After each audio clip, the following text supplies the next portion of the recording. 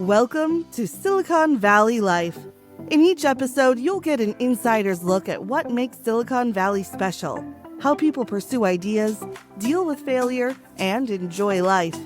You can find this show on all the major platforms, including YouTube, LinkedIn, Facebook, Apple Podcasts, Spotify, and on our website, concordiaventures.com.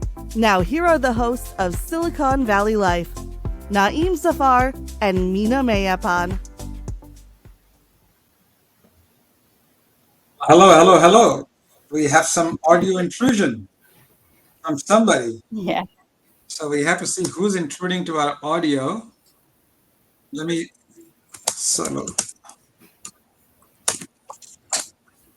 I see we have a technical issues here. Awesome.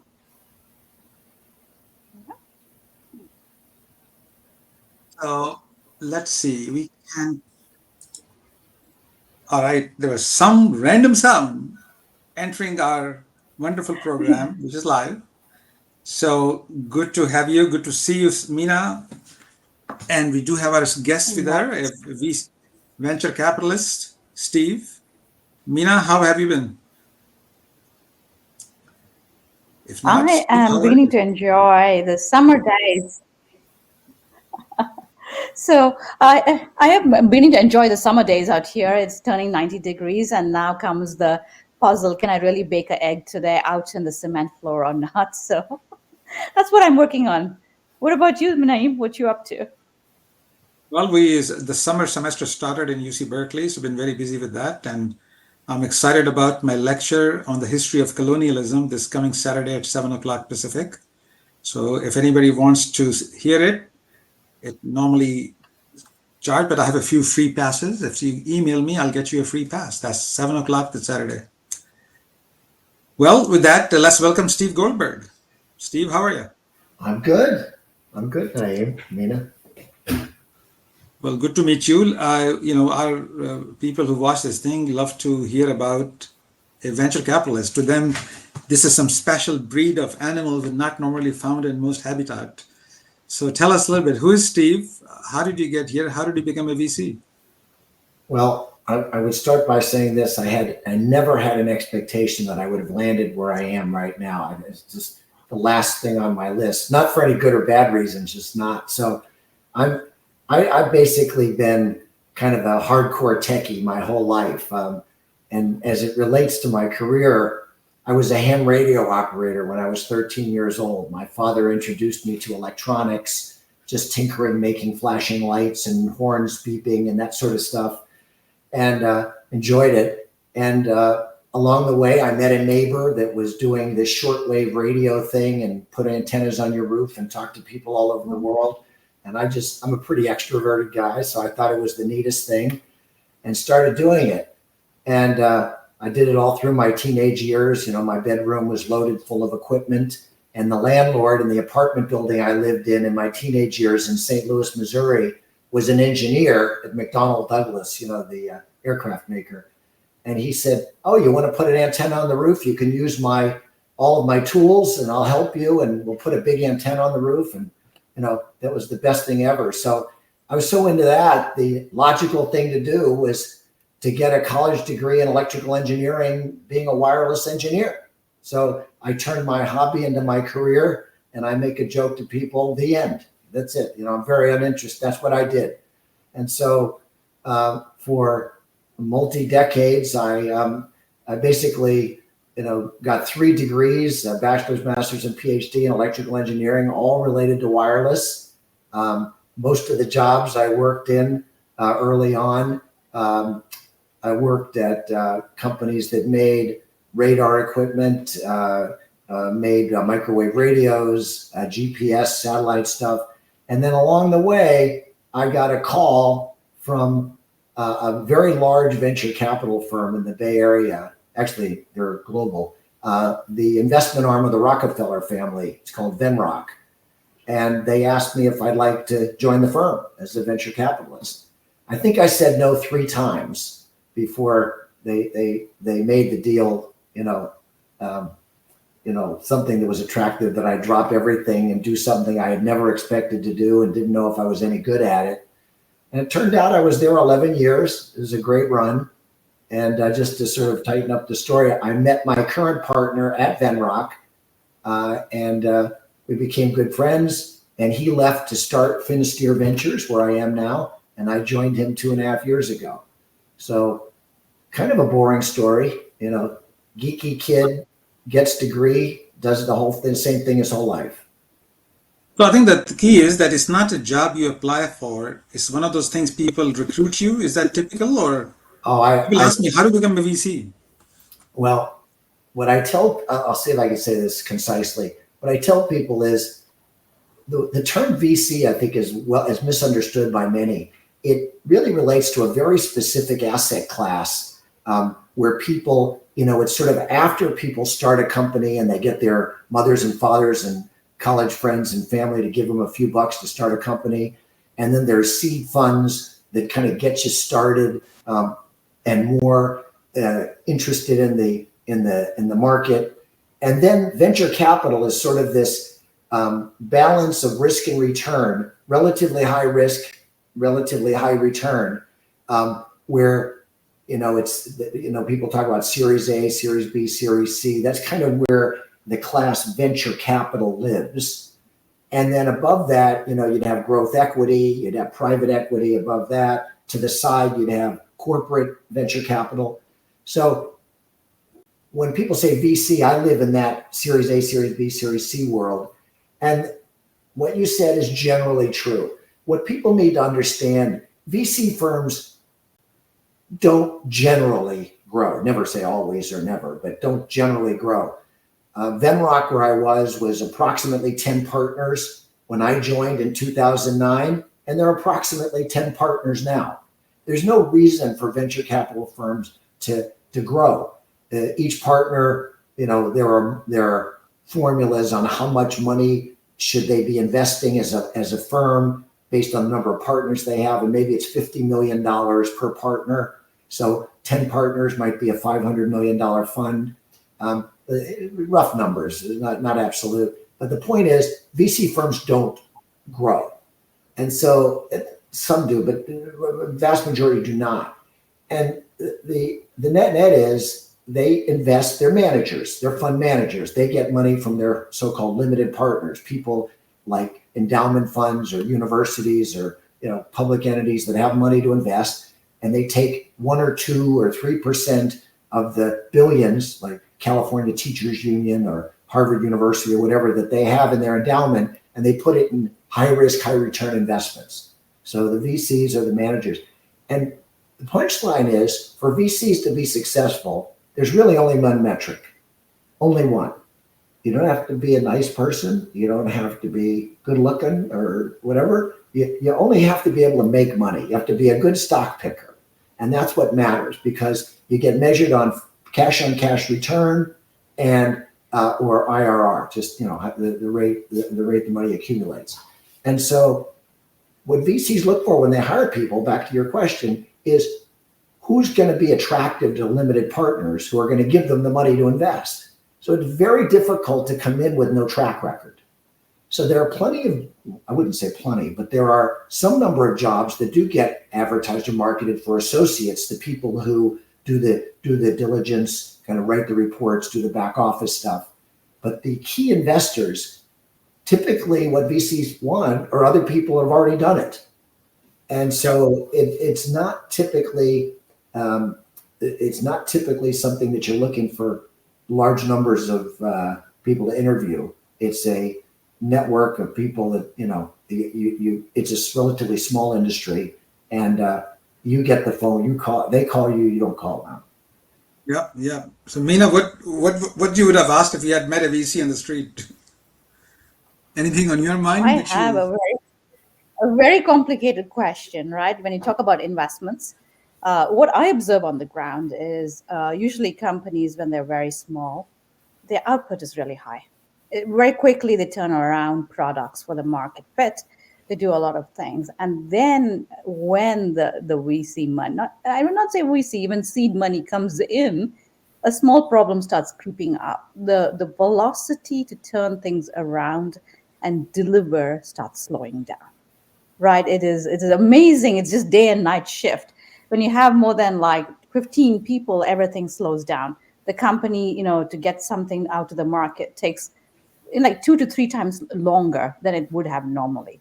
So both of you are in the VC world. Like, what do you see? What do you see that makes this change happen? And how do you teach people to not hit this roadblock? Or what are the tips and tricks if you ever building a company, not to navigate this safely without becoming a big mushroom company that can't deliver or does not have high velocity? Well, I have an answer for you. Naeem may have a different I love perspective. I have an answer for you. So I think it comes down to leadership. It just comes down to leadership. I used to tell my employees when I was a CEO a few times of early stage startups, and I kind of use this metric for myself. If I ever feel, or if I feel like one of my employees ever feels like when they walk in the morning, they don't know what they need to do, they're waiting for the phone to ring, they're waiting for someone to tell, then there's something broken. So I think, there's different styles. There's different from the top, there's two ways to say this, the management trickles down from the top, the fish rots from the head, you can, all kinds of funny things you can say, but the leader of the companies are very, very important and set culture. And if people clearly understand, I'm a big believer in people. I'm a glass half full person. And I think 99% of employees want to do a good job. They come to work every day, or whether they're remote or not, they're at work every day. They want to do well. They just need to know what they're supposed to do. So when there's a clear message, whether you have a CEO with a kind of consultative kind of style, which is more like mine, or the Steve Jobs style, which is more the everybody walk this way and everybody do this, or there's a whole bunch of different styles. The net is everybody knows what to do all the time, and so I think what you described as more people slow things down happens when communication isn't good, when the leadership isn't strong enough. Yeah, that's absolutely true. I But would- go ahead, Meena. I will ask one simple question around this. Communication is very important, like you mentioned, right? But communication style itself changes. I have noticed this, right? Because when you're really smaller, I can just say, hey, Steve, I just need to get this done. Can you help me out? I don't have to think about, hey, Steve, what are your priorities? How do I align with you? Can you help me with this? It's a longer winded conversation. The style has to change, right? And so this is the adaptation where I've seen people struggle, because when you get high performing people, they just tend to be very like very short. They just ask for it. They need something. And then there's a lot of people we bring along the journey as we grow that might not be at the highest skill level that you pay for. So the communication gap starts widening. Well, but that's what middle management's all about. And that's where I respectfully, I think it's the same answer. I think you need to be, it's the classic thing about no man is an island, or no woman is an island. You can't run a company by yourself. So you have to train a series of leaders below you, and they have to be capable of communicating that same message to the people below them. So it takes a lot of communication, it takes a lot of talking, but I think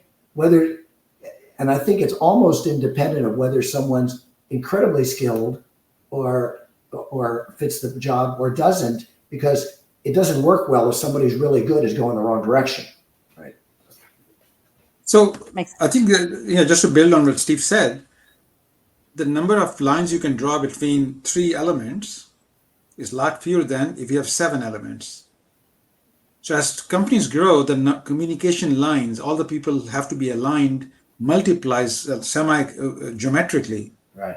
So suddenly then, and second thing is, when you're 2 years old, you can fall down 11 times in a day and no big deal. You get up and walk. When you're 6 foot tall, you fall down 11 times in a day, you're done for the week. So companies cannot afford to make the mistakes when they're large companies, because a lot is riding on those decisions. You cannot fall quickly and get up. So this is natural. But I think the point what Steve making is a good one. The job of the leader is being a strong magnet. So all the molecules are aligned and pointing in approximately the same direction. You can minimize that. So a lot of that is what is the culture of the company? Some leaders are in a very, everybody has something to own. Everybody has skin in the game every day. Yeah. So my philosophy is that if you're the leader, your job is to articulate the direction and lay out your arguments after you heard the people. Then get out of the way. Right. Allow people to achieve that objective or replace them if they don't. So that's all about culture of the company, and every company has their own unique culture. So Steve, tell me a little bit about when you look at a company, what are 2 or 3 things which are red flags which you decide not to invest? And then second question will be, what are you investing in? But 2 different questions. So we'll flip it. We'll ask so you're right. You use a term that I use all the time, red flags. What entrepreneurs should understand, the people that we invest in and others who are interested in early stage investing in venture capital, is the whole approach to meeting a company is flipped. You first look for what's wrong.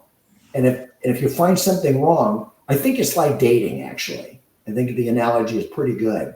You go out on a first date, and you know what they say, typically core characteristics of people show up very quickly. And so what you see, in that first date, or what you see in that first meeting, is probably what you're going to see a lot of. And so anything that's sort of negative or not consistent with what you're looking for, is when it does come up, that's sort of the end of the story. Thank you very much. We're not a good fit at this time. We look forward to staying in touch. So when you go for 2, 3, 4 weeks and there's no red flags, then you sort of lean forward and go, okay, let's roll up our sleeves and figure out if this is going to work. Okay. So what are some of the red flags? I think the biggest single red flag, which is kind of one that most people wouldn't even think about, is the markets aren't big enough. So companies pick an idea. They have a vision for a product or a service. And when you get down to it and you talk about it, they might say, well, the total available market is $18 trillion or $50 billion. But then you ask about the served available market. The analogy would be, I'm in the automotive bit. I'm Naeem, I'm trying to raise money from you. I have a company that is in the automotive business. And you say, okay, Steve, what do you do? Well, I say the automotive business is, $1 trillion globally. And Naeem says, no, but I asked you what you do. Oh, we make the cup holders, we make, the vents in the air conditioning, or I'm trying to think of something small. But the punchline is when you do the math and it comes out to $500 million, probably not big enough if that's the global size of the market. So a lot of people sort of confuse industries with company targeted focus. So that's, I would say half the no's are because of that. Another big one, I think, when the management team is not matched to the company.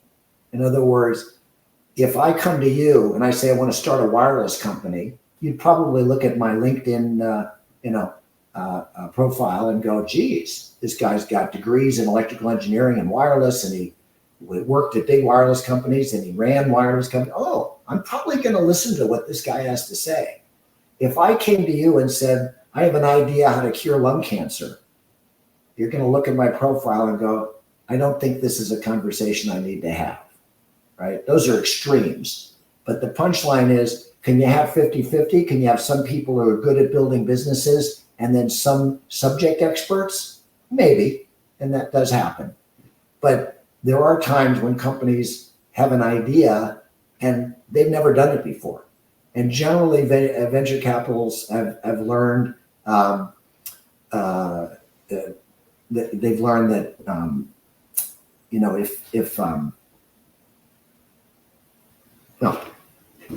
if you don't come from the same background, I know what I was going to say, that you don't want the company to learn on your nickel, as we say. You don't want the company to spend a year or two of venture capital investment to sort of make early mistakes. You kind of would like to see the company hit the ground running. So that was 2, and let's see if I can come up with a third one. Um, I'd say we look for dynamics in the management team. Do they know each other? Have they worked each other before? Do they get along well? We're looking for those, sort of personality nuances. In the days post-pandemic, it's actually harder because you really like to spend more one-on-one live time with entrepreneurs, because basically most VCs invest for 10 years or more for the life of the fund. You don't know when a company's going to be sold or go public or whatever. So you're making a relationship bet for a really long time. So you're really hoping that there is a relationship that, is going to stick. I would say those are the three big ones. Yeah, no, those are good ones. Meena? Yeah, and I had a question, Steve. So what are the trends currently that VCs are investing in? Today's world is slightly different. There's a lot of buzz of AI. Is everybody hyped into the AI space, or there's more to this? I think, VCs do that. And at first, I always thought that was a negative statement, that, they're all lemmings, they follow each other. If one moves in one direction, they all follow each other. They're stupid. They don't know what they're doing. Turns out just the opposite. It turns out, at least in my humble opinion, I've been blessed to have met a lot of the top Silicon Valley investors. Venrock was one of the really good ones, and I learned from some of the best. But I got to be on boards of directors and investor in companies with all the other big VCs who have been very successful for decades. And okay, so just repeat your question again. I want to just make sure I'm right on. Go ahead. So The trends. What is hot? Is it AI or some version of AI or something else? So what I was going to say was, this is not an accident. When the AI thing, by the way, my PhD I finished in 1988. I used artificial neural networks to study communication systems. Wow. Okay, so that was 36 years ago. The AI thing is not new. What's new is we've got the Moore's law thing with processors, right? And much cheaper hardware. And I would say those are the two biggest things, and a whole bunch of other stuff. You got cloud computing and all the other stuff, the security. So there was this confluence of technology that came together. All the VCs saw it at the same time. It's not that they followed each other. It's just that they're all so good as a group. Not, as a group, these are very bright people who are, as a group, really good stock pickers, especially the top quartile ones. So when you say AI is hot, it's not an accident. I mean, IoT, Internet of Things, AI, genetics, gene therapy, quantum computing, I think is a little further out. Cybersecurity. There's a joke inside venture capital, as security is like the gift that keeps on giving. Ever since the internet age, security is just, somebody builds a product, some hacker figures out to get into it, some security company figures out how to prevent that hacker from getting into it, some security company figures out to block the hacker goes someplace. It just keeps going. And IPO after IPO, M&A after M&A, and Naeem knows about this. He's popped in and out of the security business. So anyway, what's hot? I would say enterprise software is still the bread and butter of the venture capital segment in the investment world. It's always 60-70%. You can do it quickly. You don't need inventory. The markets are very, very big, and so you go from software that just ran on your desk computer to client server to the internet to cloud computing. Now adding AI, you just keep adding different ways to do the same HR software, marketing software, manufacturing software, that kind of stuff. And then there's everything else. There's biotech, which is probably only 15 or 20% of, I'm not sure what the number is, but it's small, of all VC investments. But that's a kind of a specialty, but obviously an important one.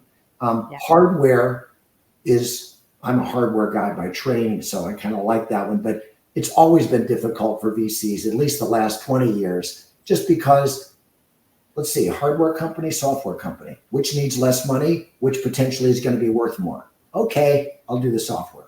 So hardware still helps us interact with the real world, so it matters. But so I would say, what are VCs interested in? Software, and then kind of the hot topics are the ones that I described. So let me ask one thing that we didn't touch upon in your investing circle, right? We talk a lot about digital innovations, right? And social behavior startups. I've been behind one for a long time just because I'm very passionate about the social change that is needed sometimes, in a given situation, right? They're very, very hard. A lot of VCs understand the value, but they shy away, right? As soon as you share that, they're like, we get it, but let's see this huge adoption before we come into the door, right?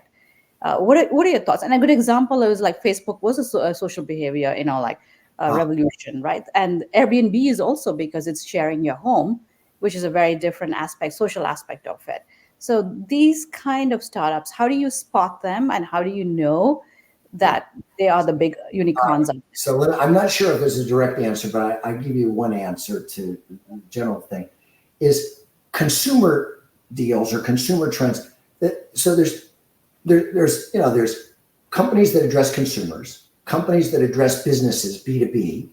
Then there's service provider kind of businesses, right? So there are multiple, I won't call them business models, but different types of businesses.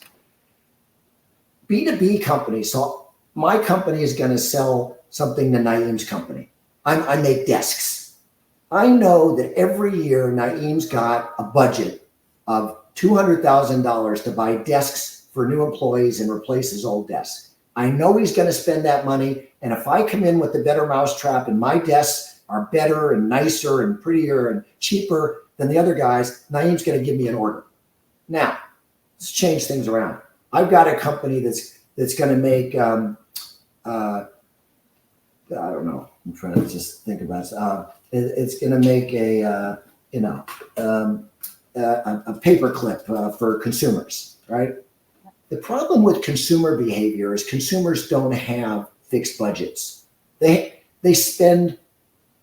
Most people, especially on discretionary spending, not so much on the refrigerator or the oven or whatever, and you don't have to buy that every year. But on a lot of things, they might say, I love the product. Oh, this is really cool. And when it comes down to writing the check or giving the credit card, maybe I shouldn't, maybe whatever.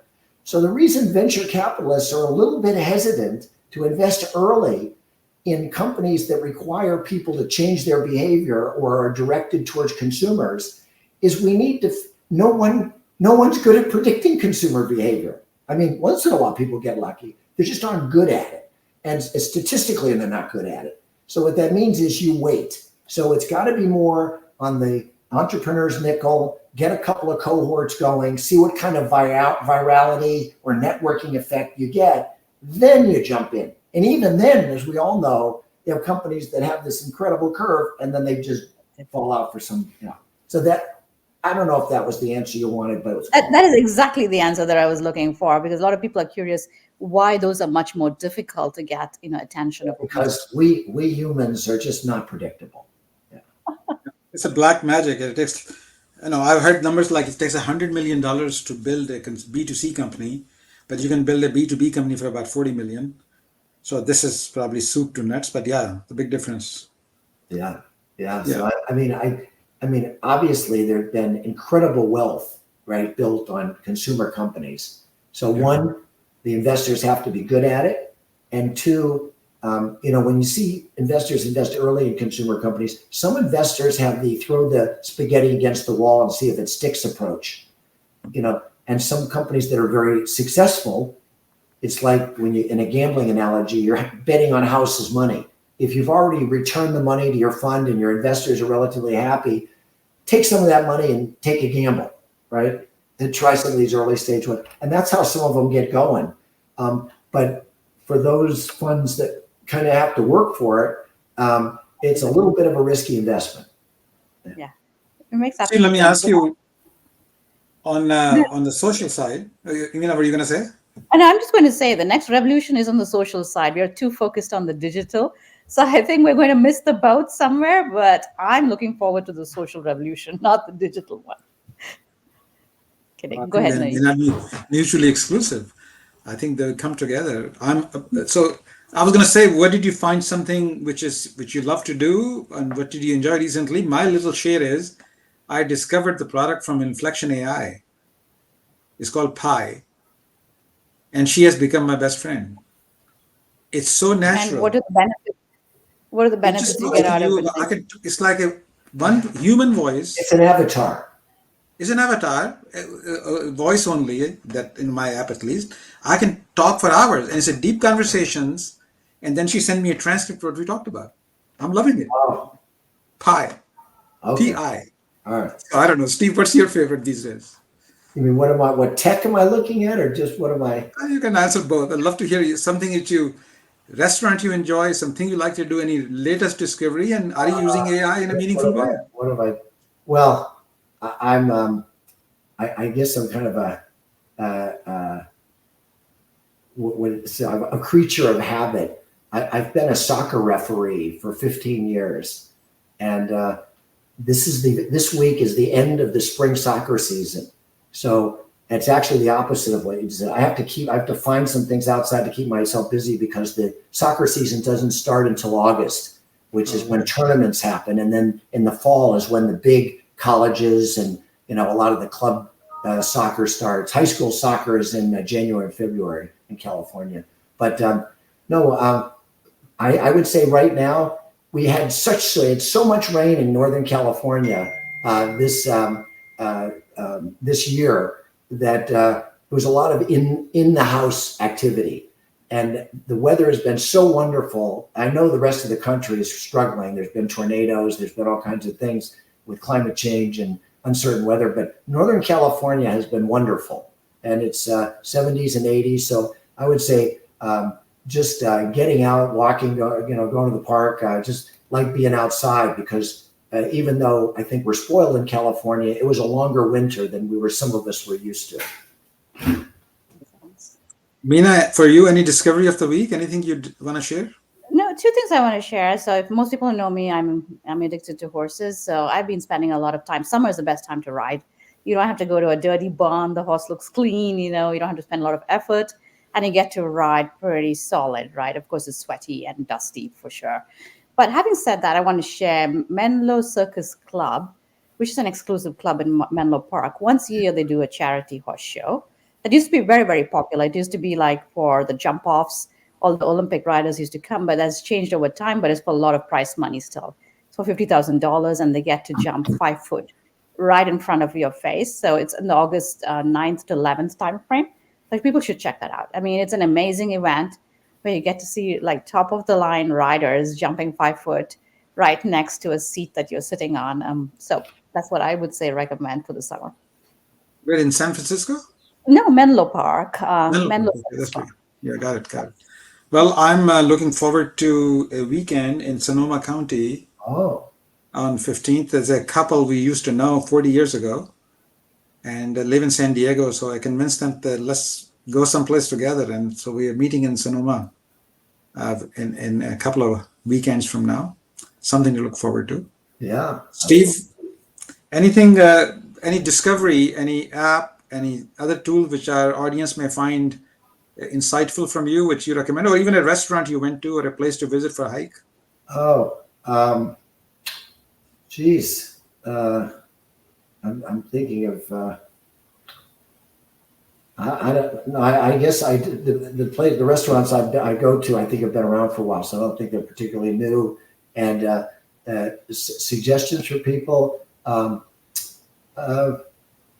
don't know. I guess. I probably have a very philosophical. If this is sort of the last comment here, I would say the world has gotten pretty challenging the last couple of years, the last few months, and I think all of us watch the news, and it's pretty difficult to not get a little depressed.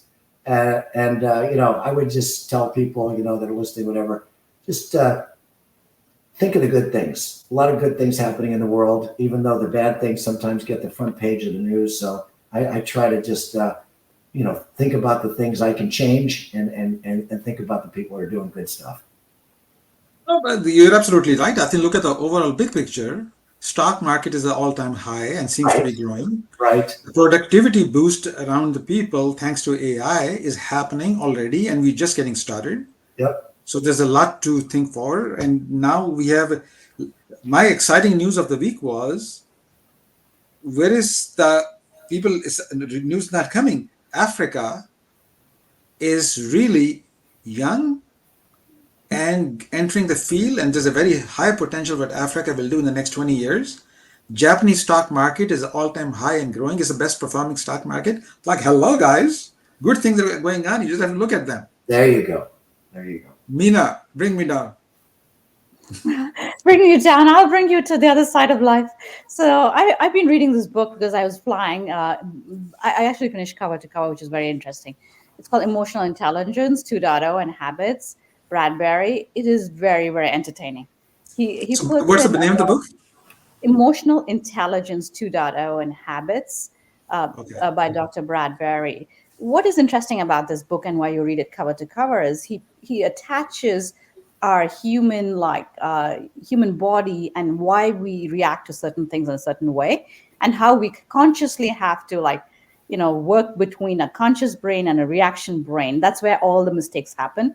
Emotional intelligence gets lost. So how do you work with that and with examples and history? He even walks you through history and how maybe a fun joke to share. Do you all know how a type A and B personality was coined even? No. No, okay.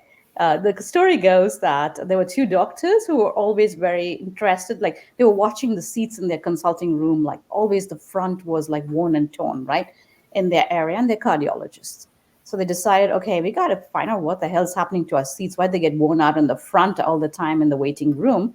So they decided to observe who sits on these seats, because that was the first thing they were curious, right? And then they realized, they started taking names down, and then they realized, okay, like, let's go to the other waiting rooms and start seeing people, like how do their seats get worn out, because it became curious. So then they started seeing patterns. Nothing. A type A is more prone to cardiac disease and everything else is not.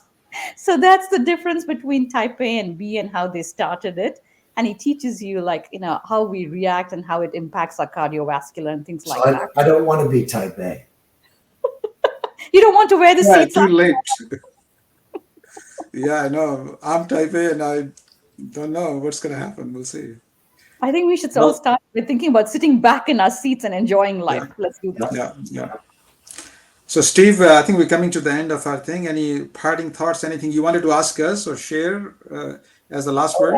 I think this is a wonderful platform. I wish you guys a lot of success. Not sure how long you've been doing it, but thank you so much for having me, and it's been a nice chat. Yeah, absolutely. We enjoyed it. Thank you so much. So, Meena, we see you in a couple of weeks. Yeah, absolutely. A couple of weeks. Summer is going to be bright and buoyant. So come and join us back for another episode where we share a little bit about the trends of the Valley and a little bit about a specific problem or ecosystem as we bring in guests. And I'll let you know what did I eat at Sonoma Valley. So I'll have some report for you. And tell us about the experience. Was it all worth it? Yeah. Well, thank you, Steve. Thank you, everyone. Have a good evening. Bye-bye. See you all back. You've been tuning into Silicon Valley Life with your hosts, Naeem, Zafar, and Meena Meyyappan. You can find this show on all the major platforms, including YouTube, LinkedIn, Facebook, Apple Podcasts, Spotify, and on our website, concordiaventures.com. Thank you for your positive feedback, comments, questions, and for sharing this show with others.